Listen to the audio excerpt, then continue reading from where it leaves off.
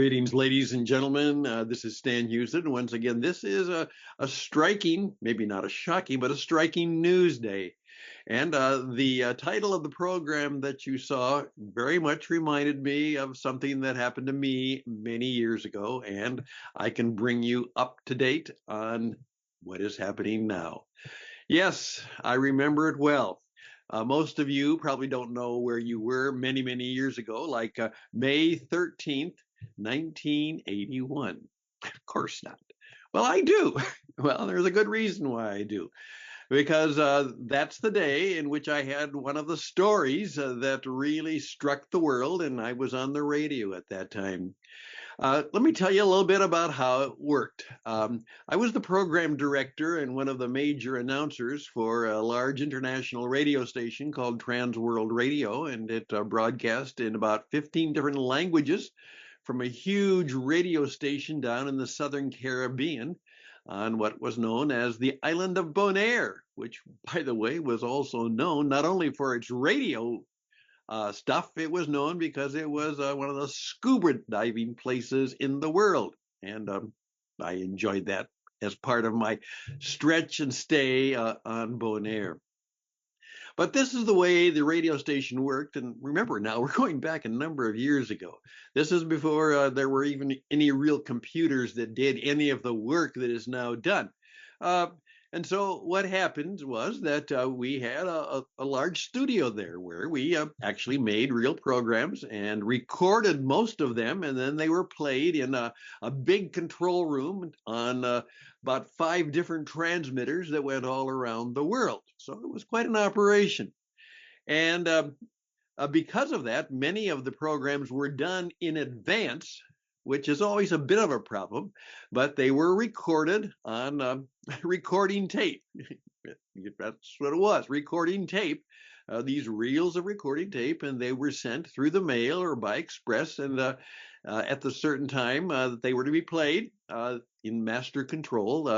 The master controller, the engineer on shift that time, would play the right programs on the right transmitters. It was quite a complicated process. Now, what was true is I was in charge of a program at that time called Caribbean Night Call, and it was one of the few programs that was actually done live. That meant at 11:05 every week, at least it was every weekday, usually every weekday evening. 11:05, right o'clock after the 11 o'clock news for 5 minutes. At 11:05, we would play the theme song, and it would come on. It was a late night music and musings program. Even though we were a Christian broadcast station, this particular program was very much geared toward anybody. So we had a number of things that made it very, very popular. And we had a large listening audience, particularly through the Caribbean and throughout the world. And we were one of the real late night radio stations. And so that was a significant part of my life. I learned a lot about life and business and radio there. And then sometimes not only was that went from 11:05 to 1:05, then sometimes we would actually be we were in charge of a program called Morning Sounds, which meant that at 7:05. So now that was usually a different way of doing things, but there were times when I worked both of those and just caught up 2 or 3 or 4 hours of sleep in between, and then back at the studio.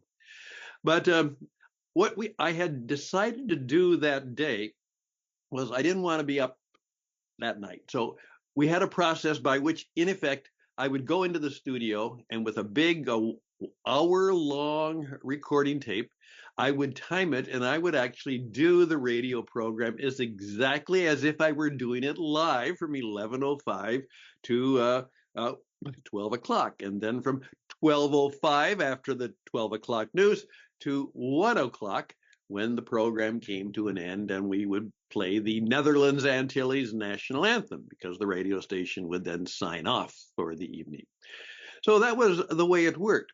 So I, at that particular day, I decided that I was going to do the program on recording. So I went up and put my time in, and radio work requires energy and intensity. So you work hard. To put on a 2 or 3 hour program is a pretty intense work. And we would do it so that we would actually have clocks that were set as to what it would really be if we were live on the air. So we could even say, well, it's 20 minutes past the hour or something like that. Oftentimes, because you never knew exactly how it might work, we would say it's about, uh, and we would just kind of refer to things that if we had a few seconds off or a few minutes off, that might not be a real problem. But really, we couldn't do that very much. Had to get it right. Well, I had recorded the program for May 13th, 1981, that evening. And I came down and I walked into master control and had the two big things. And I said, Stan, what are we going to do? The Pope has been shot. And that's what we, now, huge listening audience around the world, huge listening audience in Latin America, where, of course, the majority of people are of the Catholic faith. This was the news story. What's it going to sound like if I get on the air and I don't even talk about that? I say, what kind of, are you on, what planet are you on? Now, I couldn't do anything about the other programs, but I could certainly do something about my program. Well, very simply, I took the things I had, and I said, toss them. We're not going to use them. He said, well, Stan, what are you going to do? And I said, we're going live. And of course, that's exactly what we did. So I went back, got a little rest, and came back at about 10:30 and went through the program live and actually made some calls on some people who gave some of their points of view, but it was a live late night program broadcast around the world. And it was reflections on the shooting of the Pope. I remember one line that I used, it just came to me, is that we listened to all the station, went to BBC, Voice of America. We were getting all the information we could about what was happening. And one of the things that was reported was that someone screamed out when they heard that the Pope had been shot, is they said, oh my gosh, it's like shooting God. Well, you have to remember that in many people's view, the Pope, just like those persons who think about Jesus, that in some way they kind of represent each other, and to shoot the Pope would be like trying to shoot God. Or, as he pointed out, crucifying Jesus might be like crucifying God. Well, I played a little bit with that, but not really a great deal. I just mentioned the fact that you never know what people will do here on planet Earth. And what do we do when good people are struck down by people who are doing bad things? As I recall, the program went quite well, though I oftentimes felt that I was a little bit off balance because I had so little time to prepare and because the news was changing so fast. And at the same time, I had to make sure that I had my guy in master control uh, uh, monitoring the other news stations. And if there was anything new that changed, he'd run up to the studio, when we were playing some music, and he would give me some things like that. But by 1 o'clock, we made it.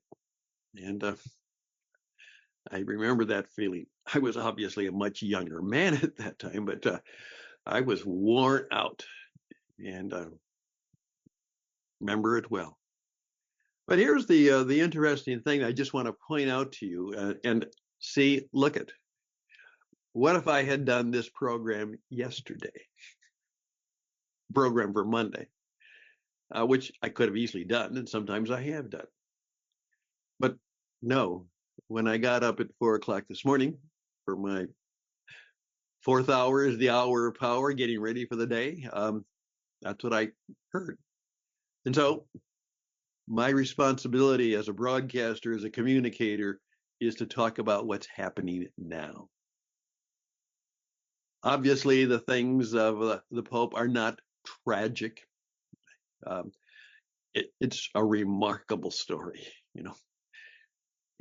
It's almost as if he knew he wanted to get through Easter and be there for the Easter service. And I've known people who are sick who've just decided to die, and they do.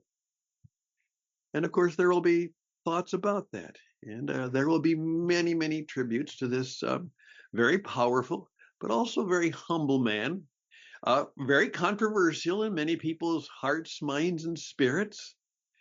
And the whole issue of who will succeed him, who will the people of the Catholic tradition faith, who will be the next pope, and how will he, I guess it will always be a he, at least for a while, be selected, and what kind of leadership might they be about? And that will dominate the news, as it will dominate the news this entire day, and at least for 2 or 3 days, and most of the week. Which, of course, people who are afraid that the news might get them in trouble, as we say, you're lucky. Guess what? The news cycle won't mention you now, because the news cycle will mention the big story of the moment. That's always something we had to be aware of, that when we actually were doing that we weren't also ignoring the other smaller news stories that could be just as important to the country and to the people, and to make sure we handled the big story, but we also make sure we didn't ignore the littler, smaller stories. Good radio is like life. It's all about making choices, and some of them are good, some of them not so good, some of them turn out to be mistakes. Uh, there will be a time when I would walk away from a program and they'd say, "How did it go?" And I would say, "It's okay." And that's what I meant. I wasn't particularly happy with it. I didn't think it was all I wanted it to be, but that happens. That happens. But you try and you try and bat at least 90% as best you can. Well, I wanted to tell you that story, but I'm also saying is, look at the opportunities that you have in life and business, and right now is that you have the opportunity to speak right to the audience in the life and moment, what's ever going on in their life. I remember telling one company, particularly when I was in Minnesota, always make sure that when there's a big snowstorm, is that you clear out some ads that are ready to go, and you call the stores that sell snow blowers, and get them to do an ad, because everyone's thinking about all the snow. And you might be able to sell a few extra snow blowers if you happen to mention it on the radio and say, "Oh, the snow is really big out there. Don't you wish you had a snow blower?" Because he was right at the moment.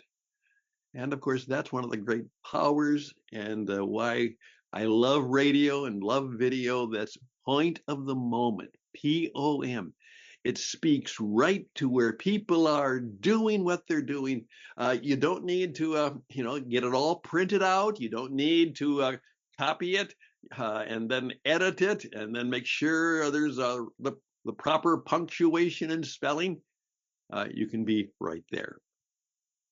Well, best and blessings to you. We will see how the world and how the news responds. But also keep this in mind, and this will be a subject for later. Remember, as one of my mentors said, "Stan, remember that oftentimes, if it's in the news, it's not really the news. Just because it's in the news doesn't really mean it's the news." Your job, Stan, is to make sure you discover and tell the real news, maybe the good news, the right news, because the news is seldom the real news. I'll just let that sit on your head for a while. Thank you for your time on this Monday morning. I wish you all the best and blessings. And as we approach a change of seasons, that we will find ourselves that this might be the season of our life.